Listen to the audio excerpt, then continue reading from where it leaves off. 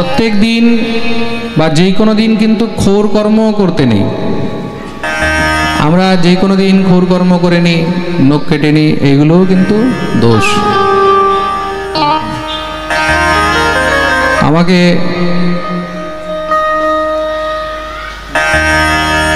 অনেকবার এই প্রশ্নটা অনেক ভক্তরা করেছেন যে মহারাজজি, ঘোর কর্ম কোন দিন করা উচিত কোন দিন নয়, একটু কৃপা করে এটা পাঠের মধ্যে বলবেন। তা আমি ওইটাকে একটু নোট করেছি গ্রন্থ থেকে। আচ্ছা, কে কে জানতে চায় একটু হাত উপরে করতে দেন। আচ্ছা, সবাই প্রেম সে বলো। শাস্ত্রের মধ্যে এটারও কিন্তু বর্ণন রয়েছে, শৌচ যে আচার বিচার, তা আচার বিচারের মধ্যে ঘোর কর্ম কোন দিন করা উচিত কোন দিন নয়, এটাও কিন্তু বর্ণন রয়েছে। প্রেম সে বলো, আরো জোরে, আরো জোরে, আরো জোরে। জয় জয় শ্রী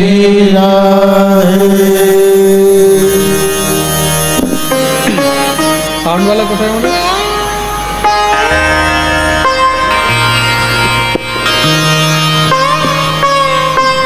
খুব মন দিয়ে শুনবে কিন্তু।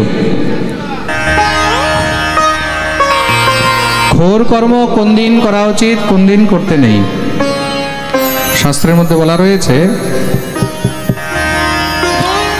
ভানুরমাসং ক্ষপয়তি তথা সপ্তমার্তণ্ডসূনু ভৌমশ্চ অষ্টো বিতরতি শুভানুবোধন পঞ্চমাসান সপ্তের্বেন্দুর্দশ সুরগুরুঃ শুক্র একাদশেতি চ প্রাহুর্গর্গ প্রভৃতি মুনয়ঃ ক্ষৌরকার্যেষু নূনম। গৃহসূত্র তত্ত্বীয় ব্রাহ্মণ উপনিষদের মধ্যে এবং বারাহী সংহিতার মধ্যে বেশ কম করে ঘোর কর্ম বিষয়ে খুব সুন্দর করে এখানে বর্ণন করা হয়েছে। একাদশীর দিন, চতুর্দশীর দিন, অমাবস্যার দিন, পূর্ণিমার দিন, সংক্রান্তির দিন, ভদ্রা নক্ষত্রে বা যেই কোনো ব্রত উপবাসের দিন, মঙ্গলবারে এবং শনিবারে ঘোর কর্ম করা বর্জিত। এই দিনগুলোতে কখনো ঘোর কর্ম করিতে নেই। ঘোর কর্ম বলতে দাড়ি কামানো, চুল কাটানো, দাড়ি কামানো, চুল কাটানো, নখ কাটা, এইসব জিনিসকে ঘোর কর্ম বলা হয়। কি বলা হয়? ঘোর কর্ম।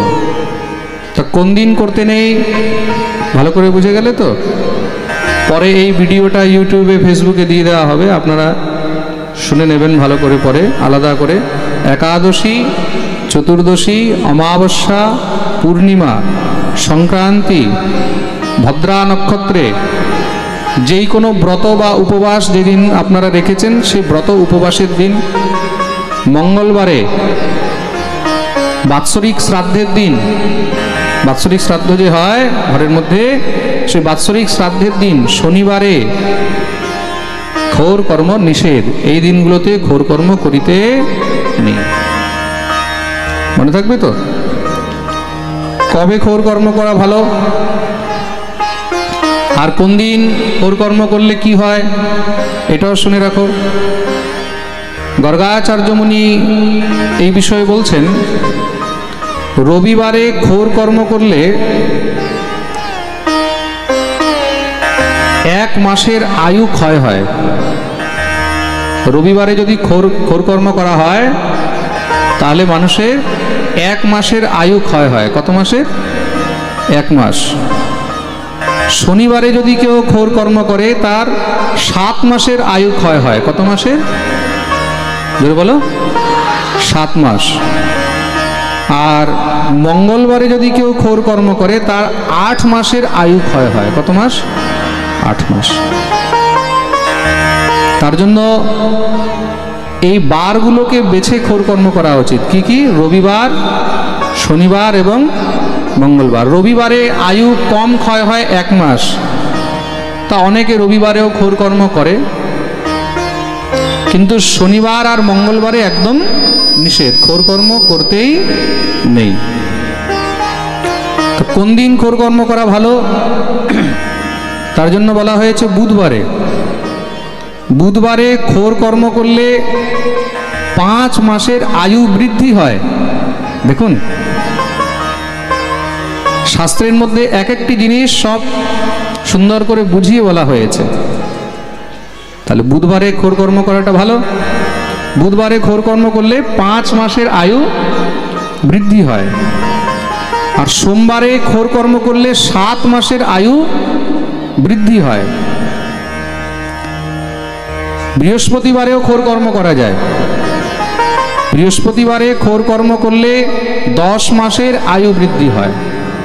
কত মাস? অনেকে ভাবে বোধহয় বৃহস্পতিবারে করতে নেই, তাই না? দেখো, আমি এই বিষয়ে যখন শাস্ত্রের মধ্যে পড়লাম, গ্রন্থের মধ্যে পড়লাম, আমিও চমকে গেছি। আমিও ভাবতাম বৃহস্পতিবারে বোধহয় ঘোর কর্ম করতে নেই, কিন্তু এবার যখন দেখেছি, আমি এটা দেখেছি অনেকদিন আগেই, তখন থেকে প্রত্যেক বৃহস্পতিবারে আমি দাড়ি কামাই। 10 মাস তো বাড়াতেই হয়, প্রেম সে বলো। তা বৃহস্পতিবারে 10 মাসের আয়ু বাড়ে, আর শুক্রবারে ঘোর কর্ম করলে 11 মাসের আয়ু বাড়ে। শুক্রবারে ঘোর কর্ম করলে 11 মাসের আয়ু বাড়ে। তার মানে কোন কোন বার? বুধবার, সোমবার, বৃহস্পতিবার আর শুক্রবার, এই 4 দিন ঘোর কর্ম করার জন্য সবথেকে উত্তম। এই 4 দিনেই ঘোর কর্ম করা উচিত, মানে 4 বারে। আর তিথিগুলো তো আগেই বলে দেওয়া হয়েছে, যেই যেই তিথিতে নিষেধ: একাদশী, চতুর্দশী, অমাবস্যা, পূর্ণিমা, সংক্রান্তি ইত্যাদি, বা নক্ষত্রের মধ্যে ভদ্রা নক্ষত্র, বাৎসরিক শ্রাদ্ধের দিন, এইগুলোতে কোনো সময় ঘোর কর্ম করিবেন না। আর আরেকটা জিনিস বলা হয়েছে, পুত্রেচ্ছু, যারা পুত্র কামনা নিয়ে থাকে, যারা চায় যে ঘরে আমার পুত্র হোক, সন্তান, তো পুত্রেচ্ছু গৃহস্থকে, চাহে স্ত্রী হোক, এখানে ঘোর কর্ম বলতে পুরুষ এবং নারী দুইজনকেই বলা হয়েছে। বুঝতে পেরেছ? ওই যে অনেকে যায় না, ওই ভ্রু চাচাতে যায় না,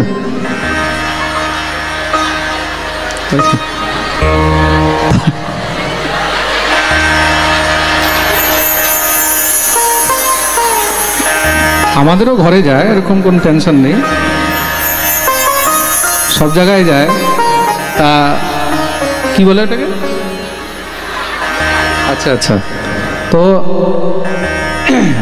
মেয়ে ছেলে হোক, বেটা ছেলে হোক, যারা পুত্র কামনা রাখে, পুত্রের প্রাপ্তি চায়, তাদেরকে সোমবারের দিন ঘোর কর্ম করতে নেই। পুত্র কামনা যারা চায়, যারা পুত্র চায়, তাদেরকে সোমবারে ঘোর কর্ম করতে নেই। বিদ্যার্থী, যারা বিদ্যা অধ্যয়ন করছে, লেখাপড়া করছে, দেখুন আরো সুন্দর এটার মধ্যে লেখা রয়েছে, যারা বিদ্যা অধ্যয়ন করছে, বিদ্যার্থী, বিদ্যার্থীদেরকে কোনো সময় গুরুবার মানে বৃহস্পতিবারে ঘোর কর্ম করতে নেই। যারা এখন স্কুলে লেখাপড়া করছে তাদেরকে বিদ্যার্থী, এবং যারা লক্ষ্মী প্রাপ্তি চায়, যারা লক্ষ্মীকে চায়, যে অর্থ চায়, তাদেরকেও বৃহস্পতিবারে ঘোর কর্ম করতে নেই। প্রেম সে বলো। এগুলো ঘোর কর্মের নিয়ম বলা হয়েছে। এইবার সব দিক দিয়ে যদি সুবিধা মতন দেখা যায়, তাহলে বুধবার আর শুক্রবার ঘোর কর্মের জন্য সব থেকে উত্তম বারের মধ্যে। প্রেম সে বলো। হ্যাঁ, বাকি আপনারা শনিবার, মঙ্গলবার ছেড়ে যেই কোনো দিন ঘোর কর্ম করতে পারেন। রবিবারেও করা যায়, 1 মাসেরই তো কমবে কি আছে। প্রেম সে বলো। बोलिए भक्तवत्सल भगवान की जय। जय श्री राधे। একটা নতুন জিনিস জানতে পারলে না, এইসব বিষয়গুলো জানা উচিত। আজকে কিন্তু অনেকের মনে ক্লিয়ার হয়ে গেছে যে কোন দিন ঘোর কর্ম করবে, কোন দিন করবে না। আচ্ছা, অনেকে তো ঘোর কর্মের মধ্যে নখ কাটে না, নখগুলো চাবিয়েই খেয়ে ফেলে। অনেকে দেখি দিনভর হ্যাঁ চাবিয়েই খেয়ে ফেলছে নখগুলোকে। শাস্ত্রের মধ্যে এটাও নিষেধ আছে, নখ চাবানো রোগ ব্যাধি এবং দরিদ্রতাকে নিয়ে আসে।